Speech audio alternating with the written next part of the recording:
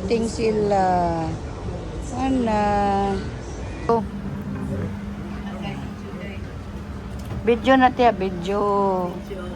Say, video. Bye-bye. Last tour.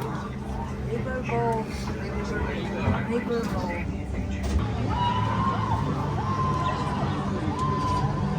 Pasukin mo ako. Eh, siya kita. Ano, bobili ako. Balitong. Wala.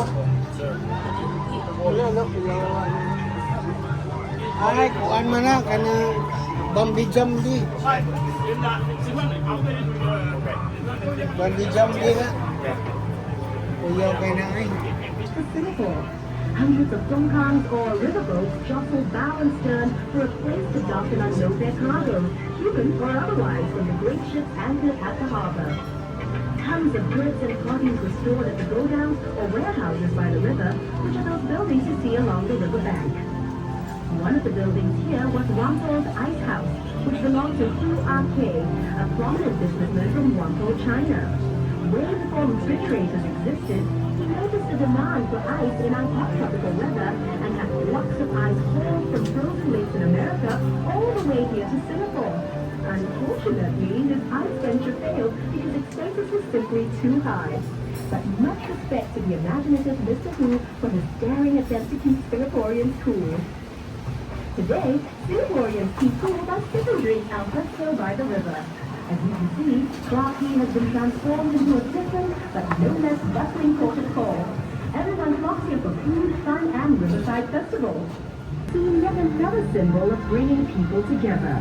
From the 1940s to the 1960s, this bridge was a popular place for storytellers to gather and jianggu, or shuoshu, which means talking about the past or talking about books. Street hawkers, warehouse laborers, and others from the largely Teochew Chinese community would gather here nightly to be entertained. The storyteller would start by talking about the day's news, then continue with riveting classic tales from ancient China. Each episode would last the duration of a burning joss stick, and the audience would pay just 1 cent in the 1940s and just 5 cents in the 1960s. Chinese wayang, or opera, was another popular form of the delightful waterfront dining oasis that boasts its very own microbrewery. Perhaps you'd like to return by foot to explore all these fun possibilities. Did you know that the paths along the Singapore River make up one continuous looping promenade that connects everything you see along the riverbank? Take a leisurely stroll and soak in the atmosphere along the 6-kilometer promenade that flanks both sides of the river. After taking the sights and sounds, you'll be comfortably shaded by the lush scenery and definitely tempted by the many shops and cafes along the way. Look across the river and up to your left. See the lush green hill and the large tower overlooking Clarke Quay and the river? That's the Fort Canning Hill, where Randolph built a full bungalow, Singapore's first government house. He also planted a spice garden, Singapore's first experimental botanic garden, to cultivate commercially imported spices. The hill was later used by the British as an art school, barracks, and hospital, which probably led to its final to visit. Of course, all that has changed, and now you're most welcome to visit Fort Canning to see the old river. Now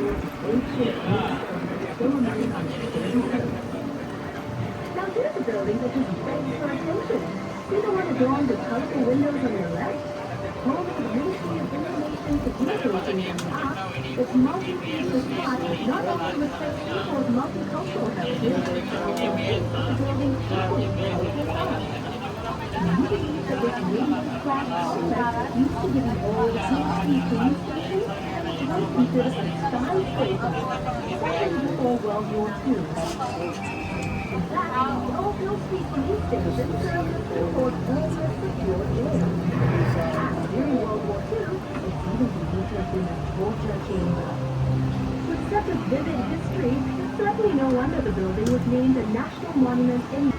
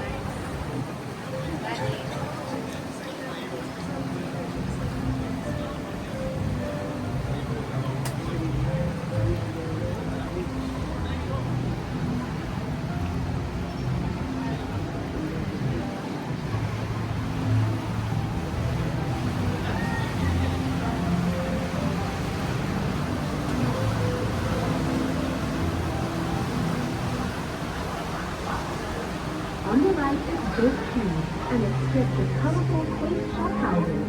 It was completed in 1842 and is Singapore's very first quay. At its peak in the 1860s, Brook Quay handled three-quarters of Singapore's total shipping business. The sheltered riverbanks made excellent loading and unloading places. Back then, the thousands of boats transporting a whole million of goods to be traded by the merchants who had set up shop in the row of buildings on the bank. Some of those goods included seafood, spices, and rubber. The precious cargo was shouldered across gangplanks by immigrant laborers known as coolies, whose blood, sweat, and tears formed the very backbone of our nation's rise to prosperity. Wonder why all the shop houses are concentrated on just one embankment of Brook Quay? Well, legend has it that the Chinese immigrants chose to set up home only on the south bank of the river. You'll notice how the riverbank curves just like the belly of a cock. In Chinese culture, this majestic fish is an auspicious symbol of good fortune and a great place to store wealth. These first immigrants believed that this part of the Singapore River was where prosperity and wealth could be found. That's also why many banks and businesses started up here and eventually developed this area into our current central business district. There once boats lined the water's edge. Today the banks of both the shop houses have been removed and the unique architectural style of the district flavor. Notice how the shop houses are of varying heights. Long ago, this signaled the owner's wealth. In other words, the higher the building, the wealthier the owner. Perhaps these traditional beliefs extend it to today. Just take a look at the tallest building of Singapore's financial district, towering over the Brook Quay shop houses.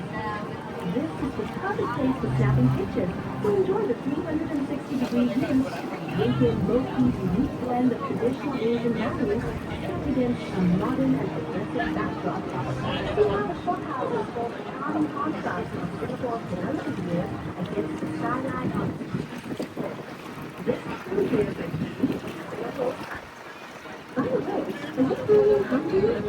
Hawkers and the push carts used to ride the riverbank, selling local dishes that were cheap and delicious.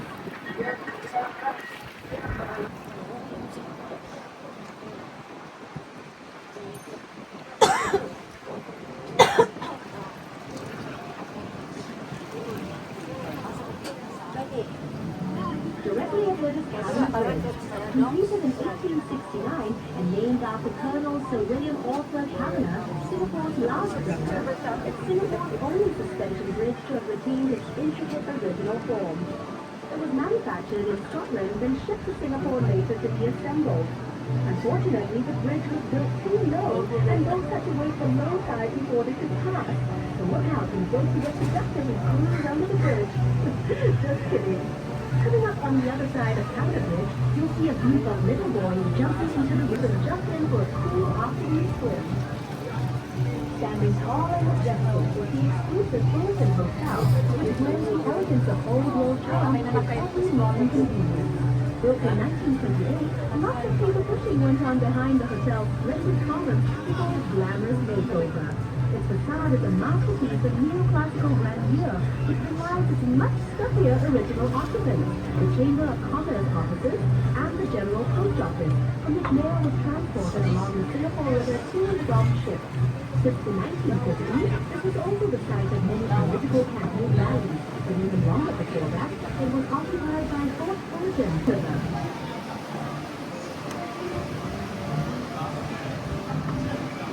Promontory to your right used to be home to the Merlion. The lion. Merlion. The Merlion. As we move our way out into Marina Bay, you'll be able to see the Merlion for yourself and hear all about its story.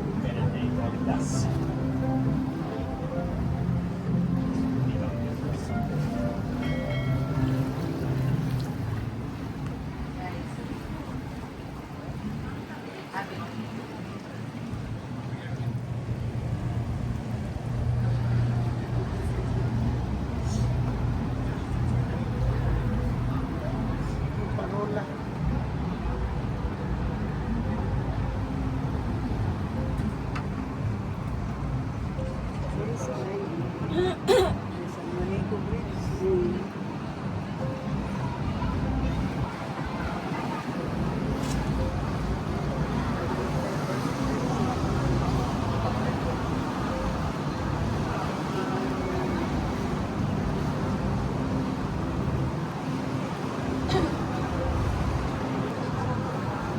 Tara, darang layon ay. Tara.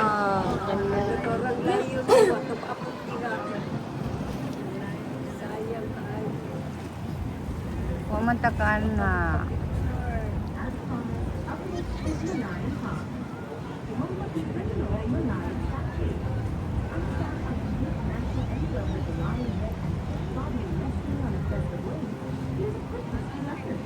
Singapore was originally known as the ancient city of Temasek, which means the town in Java.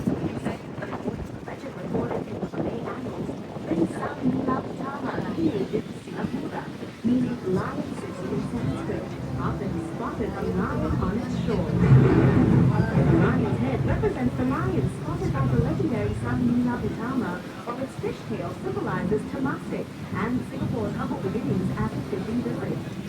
Measuring 8.6 meters high and weighing 70 tons, looking out to sea. She attracts millions of visitors.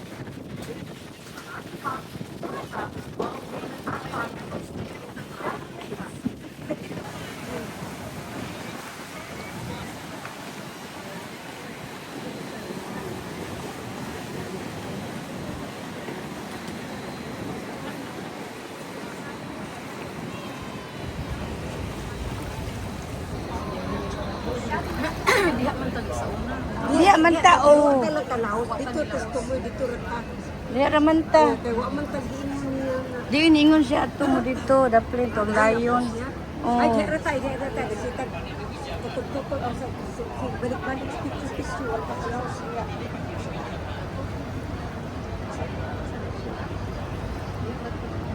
Oo, di rata, di rata. Meron na kayo po.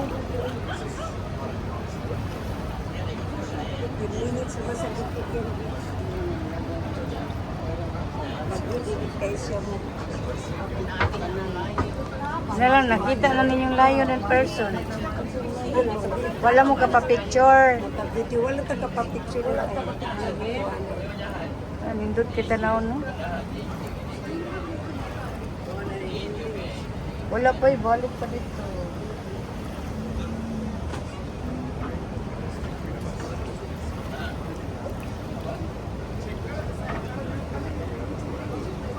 Ay nalang mo pagbasol sila yun, namupo nagtubig. Pagbuwag ka na ka.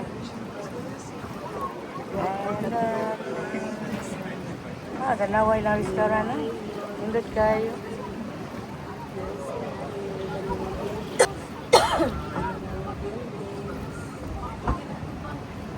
To your right is Plymouth Pier, which was built in 1933 as a landing point for immigrants looking for a new future in a new land. It was also once known as Red Lamp Pier because legend has it that a red oil lamp used to pass from the pier as a comforting guide to weary seafarers. Mindful of its rich historical past as a bustling trading post, Matt Galvin Place for food lovers and entertainers, Riviera has been carefully preserved and now serves as the lobby of the Fullerton Bay Hotel.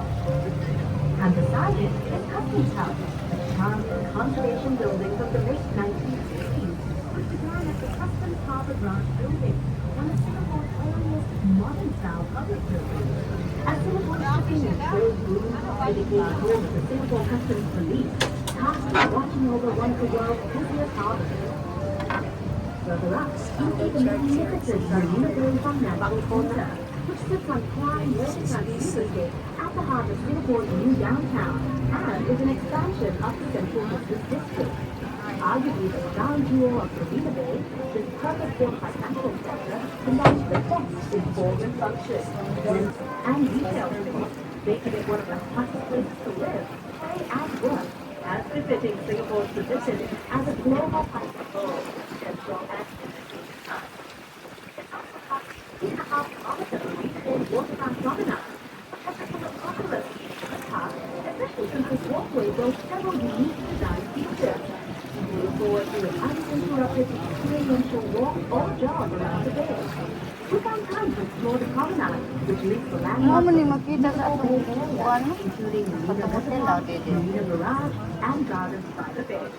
Also located along this fascinating waterfront walk is the Marina Bay City Gallery, which showcases the story of Singapore's urban transformation and the development of Marina Bay.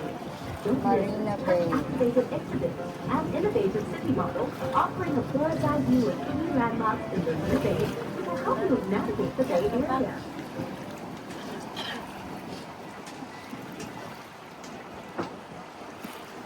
As we make our way back upriver, you may be curious about the type of vessel we're cruising in. Traditionally called bumboats or lighters, Ano na daw na duol jud nato no. transport cargo and Kita jud nato kas duol lang kani siya ba. Araw to the warehouses along na kani siya. Yay. Kani. In 17th century Europe, they were first used as scavenger or dirt boats to carry rubbish. Mo man ang mahal kay nga Scholars hotel. also agree that the word bumboat means exactly as it sounds, a ship's bottom, or a smaller boat pandering to larger ships. In Singapore, though, Mo na lang swimming pool din na resort. from the Malay name given to the symbol used to build them, and used to transport Restaurant and hotel resort, swimming pool. Chinese as glagos. These boats probably originated in Singapore with hulls developed by the local Chinese. Hokkien glagos are the most colorful, with boat heads painted bright red, green, and white, while Teochew glagos were painted a solid red. Now, most people have eyes painted on them. You're not wrong. According to Chinese legend, these boats were designed by a crafty Chinese emperor who was not in favor of foreigners interfering with his expeditions. So he had eyes painted on his boat to ward off evil and to symbolize good luck. It's also believed that the eyes enable bumboats to see and guide passengers on board safely to their destination. So whether you believe in legend or superstition, we can all agree that these colorful, distinctive boats are certainly eye-catching. Did you know that bumboats first disappeared from Singapore River during a massive cleanup of our waterways in the early 80s? However, they made a triumphant return to the Singapore River and were given a new lease of life as pleasure craft by Singapore River Cruisers. From a humble fleet of just 4 bumboats, that number has grown steadily to preserve our river's charming heritage. In 2006, Singapore River Cruisers championed the environmentally friendly cause by creating the world's first. This very boat we're cruising in is part of our electric bumboat fleet. As we cruise down Marina Bay and begin making our way back down the Singapore River, have a look to your right at a Singapore landmark that really needs no introduction. It's the iconic Merchant Bay Sands.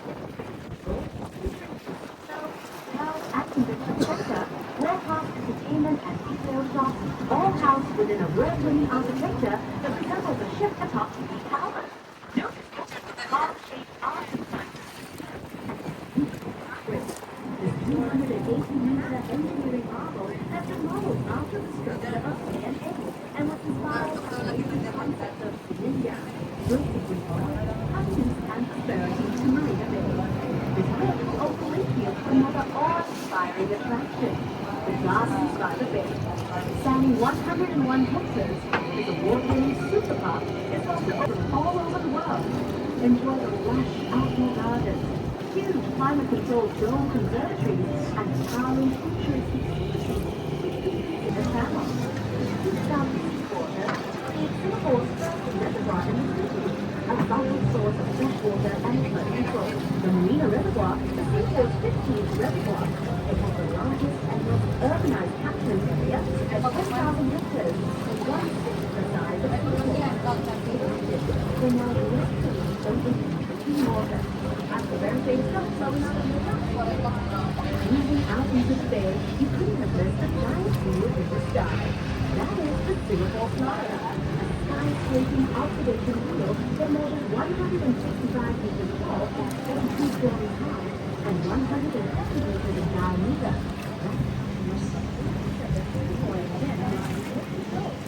The wheel carries a two website allowing up to 2 which means that at any one time, the Singapore Flyer can transport 784 passengers per revolution, which takes about 32 minutes to completion with able smooth speed, support, and the island beyond. In fact, from on board, you can see up to 45 kilometers away. That's 3 kilometers more than the entire length of our island space. You'll also notice to your right, this brilliant spiky dome, unique only to the Esplanade theaters on the bay. Because of its resemblance to the King of Fruit, it's been affectionately nicknamed the Durian. No worries here. Quite unlike its pungent namesake, the Esplanade theaters on the bay attract hordes of hungry culture vultures who get a taste of its many blockbuster productions. As the media's premier performing arts and entertainment center, it boasts superb facilities, showcasing world-famous musicals and features popular homegrown events like the Motivation Music Festival. And to really top it all off, the Esplanade Museum Rooftop Garden offers up more unrivaled views of the city and theater.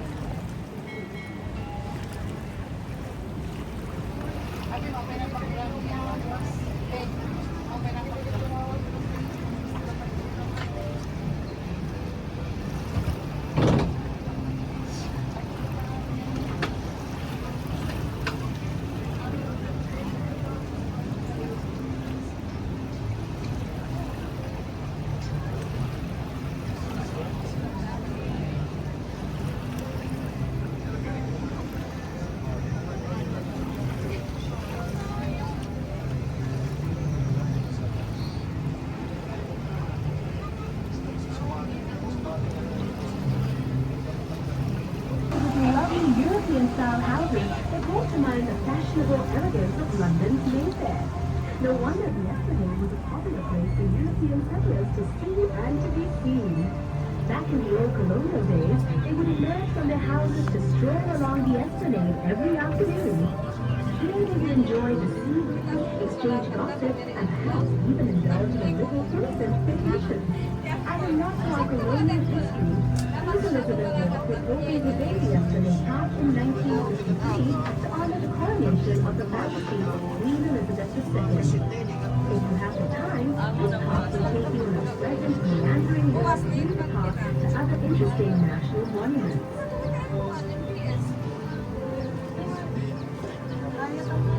The bridge straight ahead of us is Anderson Bridge, named after Sir John Anderson, yet another governor of the Strait Settlement. This elegant arch displays its excellent combination of intricate plaster and metalwork, whilst its curved structure provides high resistance to bending force, which has a really handy since it supports the heavy weight of vehicles swinging back and forth beams.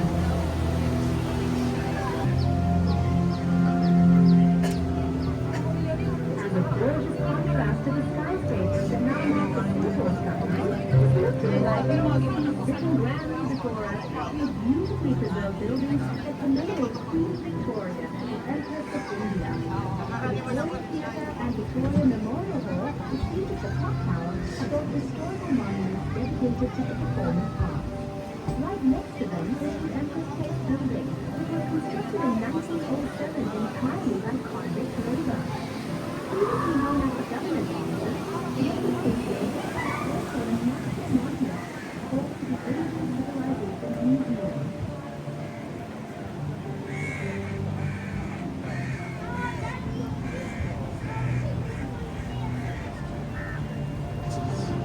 The Asian Civilizations Museum is a treasure trove of history and culture that will introduce you to the world of Asian traditions. The museum features over 1,600 treasured artifacts in 4 tones and includes a Singapore River gallery dedicated to the history and people of our beloved river. Be sure to check it out for an even more intimate picture of the things you see and learn on the river cruise.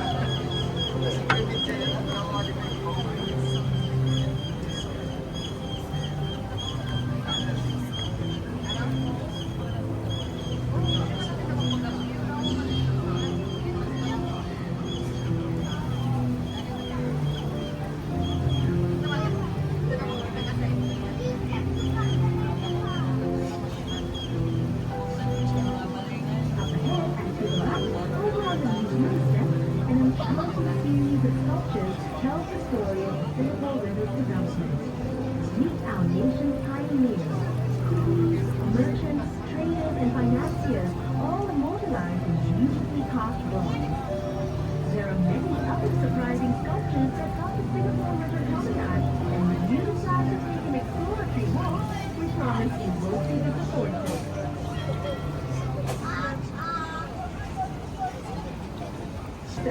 Englishman Sir Thomas Stamford Raffles, the founder of modern Singapore. The statue marks the spot where Sir Raffles was first landed in Singapore in 1819. Back then, Singapore was only a sleepy little fishing village, but Raffles saw enormous potential due to a location along the main shipping route between India and China. After signing an agreement with Singapore's then leader, Sultan Hussein of Johor, Raffles set about establishing a trading post and free port on the island for England's East India Company. He developed a town plan, drawing up residential, administrative, and commercial districts along the riverbanks of this budding island city. The large building we're passing on the right was Singapore's first courthouse, after which it became Parliament House up till 1999, when the new Parliament House was developed just next to it. What is that strange mist hovering over Parliament House? Is it a bird? Is it a plane? Is it a UFO? Don't worry. What looks like something out of a sci-fi movie is actually part of the Supreme Court of Singapore. Now, this is Elgin Bridge. Named after the then Governor General of India, Lord Elgin. Originally, the bridge served as a link between the Indian merchants on the north side of the river and the Chinese community on the south side in the days of our colonial past. We're now approaching Korea, named after the Italian pioneer, George Rundle Coleman, whose invaluable contributions to Singapore's development. One of the first superintendents of public works in Singapore, Coleman focused in architectural practice.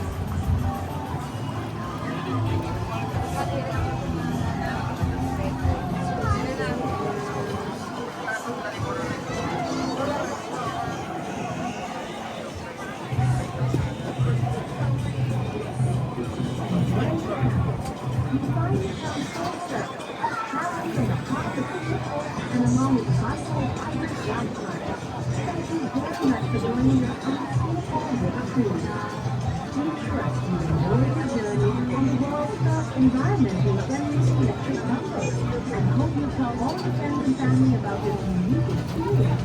We'd love to show them around too. So until next time, from all of us at Singapore Medicine, we wish you a lovely and unforgettable stay in Singapore.